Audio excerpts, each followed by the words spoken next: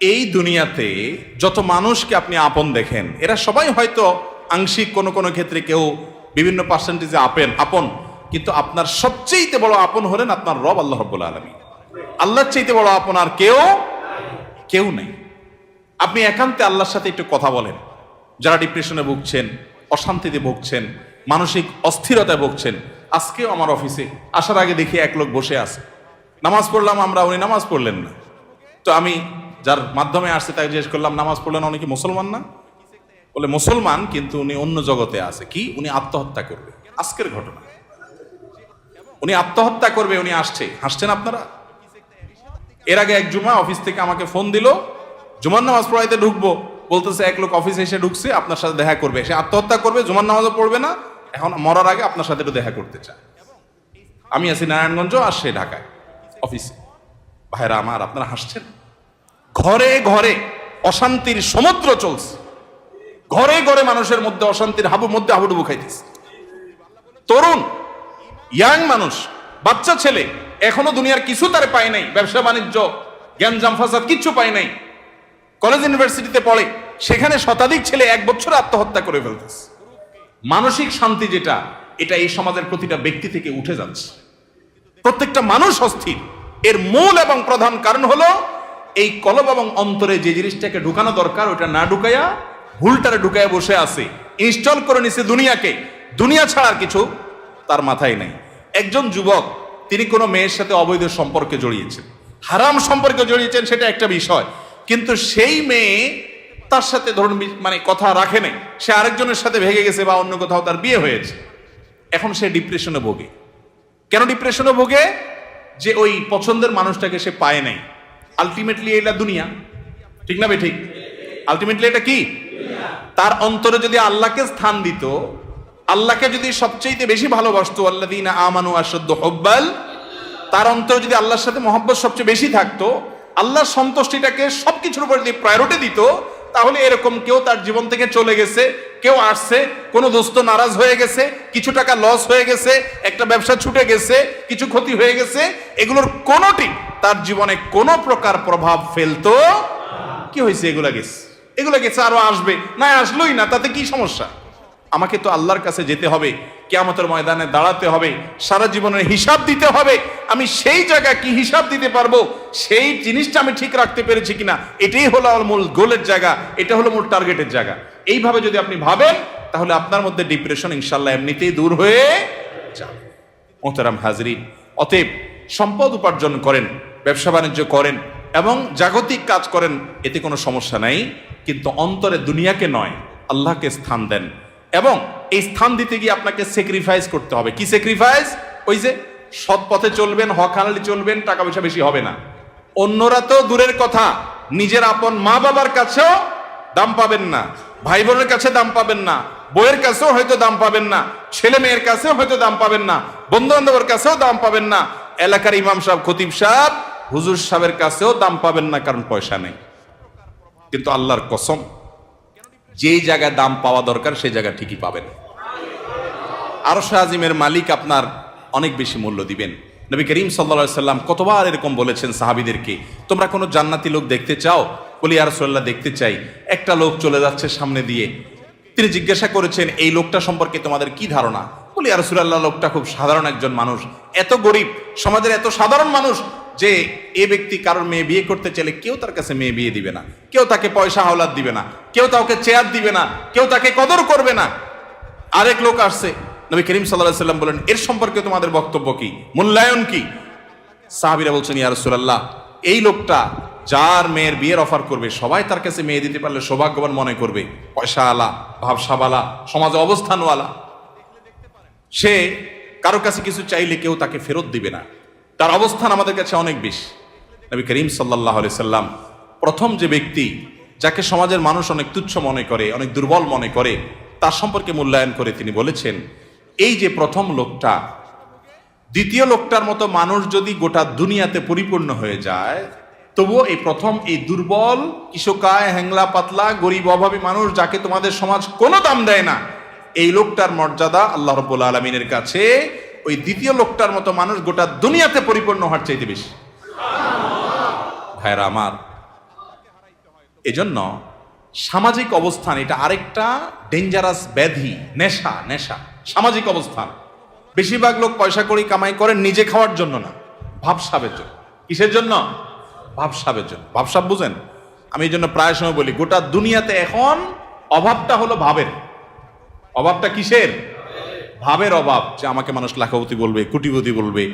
অনেক লোক দেখবেন যে বিদেশে হয়তো উনি সাধারণ একটা কাজ করেন, কিন্তু দেশে আইসা মাশাআল্লাহ কোট টাই বুট, ঢাকা শহরে হয়তো কোনো একটা দোকানে কাজ করেন, কিন্তু গ্রামে যায় মাশাআল্লাহ এমন ভাবে পরিপাটি হয়ে যান যে উনি ঢাকা শহরের বিশাল শিল্পপতি। আছে না নাই? তো বেচারা এত কষ্ট কেন করতেছে? তার দরকার একটু ভাব। তার কিসের দরকার? ভাব। এটাকে বলে সামাজিক অবস্থান।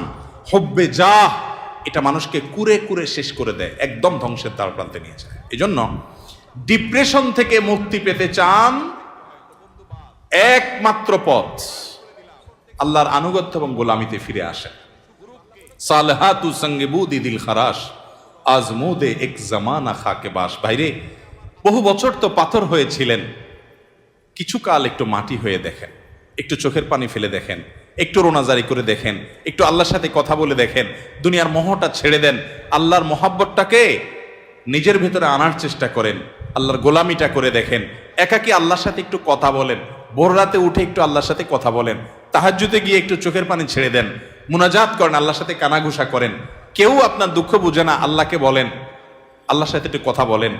আপনার চাইতে সুখী মানুষ আল্লাহর জমিনে আরেকটা আর থাকবে না ইনশাআল্লাহ। ভাইরা আমার, সুখের যে পথ কোরআন বলেছে সেটা আমাদের বিশ্বাস হয় না। সম্ভবত হাসান বসরি রাহিমাহুল্লাহ বা অন্য কোন এক তাবেঈ বলেছেন, কোরআনে আল্লাহ রাব্বুল আলামিন বহু জায়গায় ওয়াদা করেছেন যে আল্লাহ তাআলা মানুষকে দুনিয়াতে সুখ স্বাচ্ছন্দ্য দিবেন। মান আমিলা সালিহাম মিন যাকারিন আও উনসা ওয়া মুমিন ফালানুহইয়ান্নাহু হায়াতান তাইয়্যিবা। নারী হোক আর পুরুষ হোক, যে ব্যক্তি ঈমান আনার পর নেক আমল করবে, আল্লাহর নির্দেশ মতো নিজের জীবনকে পরিচালিত করবে, এটাই তার জীবনের মূল টার্গেট। এটা ঠিক রেখে পয়সা আসলে আসুক, না আসলে নাই, ব্যবসা থাকলে থাকুক, না থাকলে নাই, আল্লাহর আনুগত্যটাকে মূল রেখে চলে। আল্লাহ রাব্বুল আলামিন ওয়াদা করেছেন দুটি বিষয়ের। এক, ফালানুহইয়ান্নাহু হায়াতান তাইয়্যিবা, তাকে অবশ্যই যারা মাদ্রাসার ছাত্র বা আলেম ওলামা তারা জানেন, ফালানুহইয়ান্নাহু লামে তাকিদ বা নুনে তাকিদ সাকিলা, তিনটা তাকিদ দিয়ে আল্লাহ বলেছেন ফালানুহইয়ান্নাহু, অবশ্যই আমি তাকে দুনিয়াতে সুখী জীবন দিব। আল্লাহ তাআলা বলেন নাই সম্পদের পাহাড় গড়তে পারলে, বিশাল বড় চেয়ারের মালিক হতে পারলে, গদি দখল করতে পারলে, সামাজিক অবস্থান হলে ওই ব্যক্তিকে আমি সুখ দিব। আল্লাহ বলেছেন ঈমান আনার পর যদি নেক আমল করো, আল্লাহর গোলামি যদি কেউ করতে পারে, সমস্ত ক্ষেত্রে যে আল্লাহর আনুগত্য ঠিক রেখে দুনিয়ার সব ঠিক থাকলে থাকুক, আর না থাকলে সব বাদ, আমার বন্ধু অন্তরে তাকে জায়গা দিলাম যতক্ষণ পর্যন্ত আল্লাহ রাব্বুল আলামিনের কোনো আদেশ নিষেধ লঙ্ঘন না হয়। তার সাথে বন্ধুতা করতে গেলে আমার আল্লাহকে হারাইতে হয়, তো বন্ধু বাদ, স্যাক্রিফাইস করে দিলাম। আমি কোনো গ্রুপকে, কোনো বলয়কে আমি পছন্দ করি, ভালো লাগে তাদেরকে, কিন্তু তাদের ভালো লাগতে গেলে দেখি না আল্লাহর ভালো লাগা আর পাওয়া যায় না, তো বাদ, আমার জীবন থেকে আমি সরাই দিলাম। আমি একটা ব্যবসা করতে যাচ্ছি, বিশাল বড় লোভনীয় অফার, হাতছানি পয়সার, কিন্তু এটা করতে গেলে আমার আল্লাহর নিষেধাজ্ঞা লঙ্ঘন করতে হয়, হারাম করতে হয়, তো বাদ, এ লোভ ছেড়ে দিলাম। এর নাম হলো মুসলমান। এই ত্যাগ মনে হয় খুব কষ্টের না? ভাইরা আমার, আল্লাহ রাব্বুল আলামিন যা বলেছেন, আল্লাহর কথার সত্যতাটা আমল করে দেখেন। আজমুদে এক জামানা খাকে বাস, একটু আমল করে দেখেন। স্যাক্রিফাইসের ভিতরে যে আনন্দ আছে, আল্লাহর শপথ ভোগের ভিতরে সে আনন্দ। হারামের হাতছানি আছে, ছেড়ে দিছেন কেন? আমার রবের নির্দেশ নাই, অনুমোদন নাই, আমি করলাম না, দরকার নেই আমার এই পয়সা। মনে হয় খুব কষ্ট হবে, তাই না? বাহ্যিকভাবে কষ্ট হবে, রূহ যে আছে, রূহ আত্মা ভেতরটা প্রশান্ত হবে। একটি জয়ীফ হাদিস দ্বারা প্রমাণিত যে কোনো ব্যক্তি যদি তার দৃষ্টির এরিয়াতে কোনো পরনারীকে দেখে, সুন্দরী মেয়েকে দেখে, দেখার সুযোগ আছে, ইউটিউব ফেসবুকে ভালো জিনিস দেখতে দেখতে হঠাৎ একটা খারাপ জিনিস চলে আসছে, আপনি দেখলে দেখতে পারেন, কিন্তু দেখলেন না, এটাকে অ্যাভয়েড করলেন আল্লাহর ভয়ে, যে না, আল্লাহ তাআলা আমাকে কোরআনে নির্দেশ করেছেন কুল্লিল মুমিনিনা ইয়াগুদ্দু মিন আবসারিহিম, ঈমানদাররা যেন তাদের চোখের হেফাজত করে, আমি সেজন্য দেখবো না। আপনি এটাকে এড়ায় গেলেন, স্কিপ করে চলে গেলেন। বাহ্যিকভাবে একটু কষ্ট হবে, প্রথম মনে হচ্ছে যে আরে এটা দেখলে মনে হয় সুখের সমুদ্রে আবুডুবু খাইতে পারতাম, কিন্তু আপনি দেখলেন না। একটু পরীক্ষা করে আমল করে দেখেন, কখনো যদি এটা আপনি অ্যাভয়েড করতে পারেন। একজন রাস্তা দিয়ে মেয়ে যাচ্ছে, সুন্দরী মেয়ে, আপনার চোখে হালকা আবসা আবসা দেখতে পেয়েছেন, যে আঁচ করতে পেরেছেন একজন সুন্দরী মেয়ে যাচ্ছে বেপর্দা, আপনি চাইলেই তাকিয়ে হারাম স্বাদ নিতে পারেন, কিন্তু আপনি নিলেন না, নজরটাকে নিচু করে নিলেন, হেফাজত করে নিলেন, এতে আপনার একটু কষ্ট হবে, একটু প্রথম ধাক্কাতে একটু কি হবে, কষ্ট হবে। আল্লাহর কসম করে বলেছি, আপনি পরীক্ষা করে দেখেন, আপনি একটু পরেই সে মেয়েটা আপনার দৃষ্টি থেকে যখন আড়াল হয়ে যাবে, দূরে সরে যাবে, আপনার অন্তরের ভিতরে সাথে সাথে ঈমানের স্বাদ অনুভব করবে, সাথে সাথে দেখবেন আপনার মধ্যে একটা ভালো লাগা কাজ করবে। সে ভালো লাগাটা কি, যে আমি আমার রবের নির্দেশ রক্ষা করতে পেরেছি, আলহামদুলিল্লাহ, শয়তানকে কাত করতে পেরেছি, কুপকাত করতে পেরেছি, শয়তান আমাকে হারাইতে পারে নাই। এই জন্য ভাইরা আমার, আল্লাহর আনুগত্যের জন্য চেষ্টা করবো তো ইনশাআল্লাহ। বিশ্বাস করুন, সম্পদে, দুনিয়ার মোহে, দুনিয়ার কোন ঐশ্বর্যে, দুনিয়ার কোন ভোগ বিলাসের উপকরণের মধ্যে আল্লাহর শপথ, আল্লাহ শান্তি রাখেন না। যদি রাখতেন তাহলে আগের জেনারেশনের চাইতে এই জেনারেশনের হাতে সুখ সমৃদ্ধির সমস্ত উপকরণ, ভোগের সমস্ত উপকরণ আছে, তারপর আত্মহত্যা করে, গরিবের চাইতে ধনীরা আরো বেশি করে। ঠিক না ভাই? ঠিক। বোঝা গেল আল্লাহ তাআলা এগুলোতে শান্তি রাখেন নাই। শয়তান আমাদেরকে ওয়াদা করেছে একবার, আশ-শাইতানু ইয়াইদুকুমুল ফাকরা, শয়তান তোমাদেরকে গরিব হয়ে যাবা এটার ভয় দেখাচ্ছে। এই একবার বলাতে আমরা শয়তানের কথা যে পরিমাণ বিশ্বাস করি, কোরআনে আল্লাহ তাআলা কতবার বলেছেন, ফালানুহিয়ান্নাহু হায়াতান তাইয়্যিবা, ঈমানান নেক আমল অনুযায়ী চলো। পয়সা তোমার কম থাকুক, বাড়ি গাড়ি তোমার কম থাকুক, বেচা কিনা তোমার কম থাকুক, দোকান একটা কম থাকুক, সবাই তোমাকে দাম কম দেখ, তোমার কোনো গুরুত্ব সমাজের মানুষের কাছে না থাকুক, কেউ তোমাকে নেতা না বানাক, পাত্তা না দেখ, কিন্তু তুমি মানসিক যে প্রশান্তি হাসিল করবা, ওইটা কোটিপতি, মিলিয়নার, বিলিয়নারকে আল্লাহ রাব্বুল আলামিন দেন নাই। আল্লাহর এই কথার উপরে আস্থা বিশ্বাস রাখার জন্য দরকার হলো ঈমানী শক্তি। এই জন্য বলি, মাঝে মধ্যে তাকওয়ার চর্চা করে দেখেন, দেখবেন কি স্বাদ।